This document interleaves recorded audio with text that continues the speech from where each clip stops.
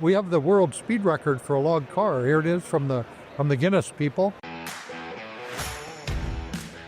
Hey guys, make sure to subscribe to our channel. We post new automotive content weekly. Enjoy this throwback from the Barrett Jackson auction in Scottsdale. And how fast does it go? Well, we've had it up to about 60 miles an hour in a quarter mile.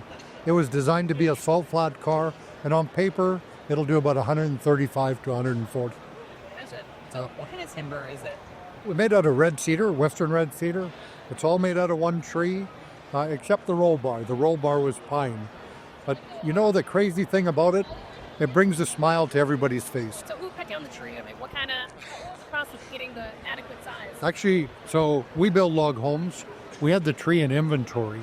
It had been in our yard for about 4 years, and cedar doesn't deteriorate, so it was good and dry then, and we picked it out and we started working on it, and 2 years later, almost 2 years later, this is the end result. Let's say that again. I don't know if you know, but we have the world speed record for a log car. Here it is from the Guinness people. They actually came down here to Arizona and timed us and presented us with a certificate because we did it. We pulled it off. Wow. Now, tell me a little bit about the stride behind you. Well, the idea came up here at Barrett Jackson. We were log builder, a mechanic, and a turbine manufacturer. We're standing here, and after an hour or so of BS, and up come the idea of building a log car. And the idea of the log car was spawned to benefit veterans groups.